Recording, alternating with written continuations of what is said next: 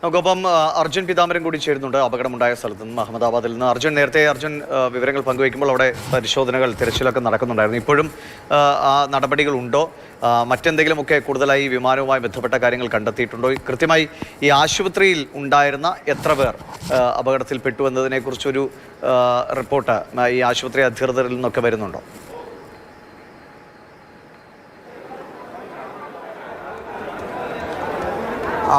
ആശുപത്രിയിലെ ഡോക്ടർമാർ എത്ര പേരുണ്ടായിരുന്നു, എത്ര പേര് അപകടത്തിൽപ്പെട്ടു എന്നതിൽ സ്ഥിരീകരിക്കപ്പെട്ട ഒരു കണക്ക്, അത് പല നമ്പറുകളാണ് ഇവിടെ നിന്നും കേട്ടുകൊണ്ടിരിക്കുന്നത്. അതിലടക്കം ഒരു സ്ഥിരീകരണം എന്തായാലും ഈ സർക്കാരിൻ്റെ ഭാഗത്തു നിന്ന് തന്നെയാണ് വരേണ്ടത്. നമ്മളിപ്പോൾ ഈ അപകടം നടന്ന ദുരന്ത സ്ഥലത്തു നിന്നും മാറി ഈ ആശുപത്രിയിലാണ് ഉള്ളത്. സിവിൽ ആശുപത്രിയും അതുപോലെ തന്നെ DNA പരിശോധനയെല്ലാം നടക്കുന്ന രണ്ടാമത്തെ ആശുപത്രിയിലുമാണ് ഇപ്പോൾ ഉള്ളത്. ഈ DNA പരിശോധനയെല്ലാം നടക്കുന്ന ഒരു കെട്ടിടമാണിത്. ഈ BJ മെഡിക്കൽ കോളേജ് എന്ന് പറയുന്ന ആശുപത്രിയുടെ കെട്ടിടം. ഇവിടെ നോട്ടീസ് എല്ലാം തന്നെ പതിപ്പിച്ചിട്ടുണ്ട്.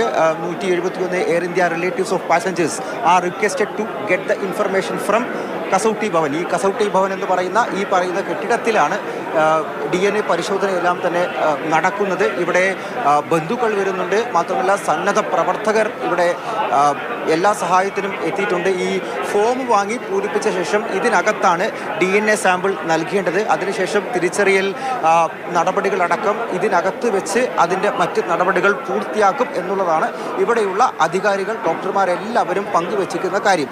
അതിനുശേഷമായിരിക്കും ഈ ബന്ധുക്കൾക്ക് മൃതശരീരങ്ങൾ വിട്ടു നൽകുന്നത്. ഇതിനോടകം തന്നെ ഇന്ന് രാവിലെ മുതൽ മൃതശരീരങ്ങൾ വിട്ടു നൽകുന്നുണ്ട്. അതിൻ്റെ നടപടികൾ നടന്നു വരികയാണ്. ഇന്ന് ഇതിനോടകം തന്നെ 10-ലധികം മൃതശരീരങ്ങൾ വിട്ടു നൽകിയിട്ടുമുണ്ട്. പക്ഷേ ഈ 200-ലധികം യാത്രക്കാരുടെയും കുടുംബാംഗങ്ങൾ ഇതിനോടകം ഈ DNA സാമ്പിളുകൾ നൽകിയിട്ടുണ്ട് എന്നുള്ളതാണ് നിലവിൽ ഔദ്യോഗികമായി തന്നെ ആശുപത്രി അധികൃതരിൽ നിന്നും നമുക്ക് ലഭിക്കുന്ന വിവരം.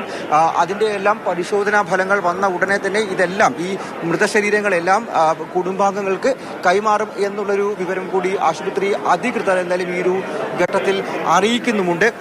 മറ്റ് നടപടികൾ അധികം കാലതാമസം എടുക്കില്ല. അതിനുവേണ്ടി അതിൻ്റെ പ്രവർത്തനങ്ങൾ ചെയ്യാൻ വേണ്ടി ഇവിടെ സന്നദ്ധ പ്രവർത്തകരും വിവിധ പാർട്ടിയിൽ നിന്നടക്കമുള്ള ഭാരവാഹികളും എത്തിച്ചേർന്നിട്ടുണ്ട്. മാത്രമല്ല വലിയ തിരക്കുമാണ് ബന്ധുക്കളെ സംബന്ധിച്ചെല്ലാം തന്നെ ഇവിടെ വരുന്നത്. ഇവർക്ക് എല്ലാവർക്കും ഒരു കൃത്യമായിട്ടുള്ള വിവരം ഇവിടെ നൽകുന്നുണ്ട്.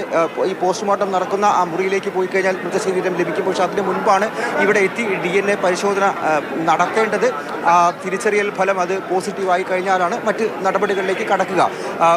മരിച്ച മലയാളി രഞ്ജിത, അവരുടെ സഹോദരൻ നാളെ രാവിലെ മാത്രമേ ഇവിടേക്ക് എത്തുള്ളൂ. നാളെ രാവിലെ 6:50 7 മണിയോടുകൂടി അഹമ്മദാബാദിൽ അദ്ദേഹം വിമാനമിറങ്ങും.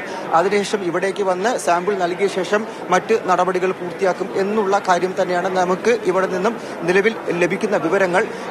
വലിയ ദൗത്യം തന്നെയാണ് ഈ ആശുപത്രി അധികൃതരെ സംബന്ധിച്ചും ഇപ്പോൾ ഉള്ളത്. കാരണം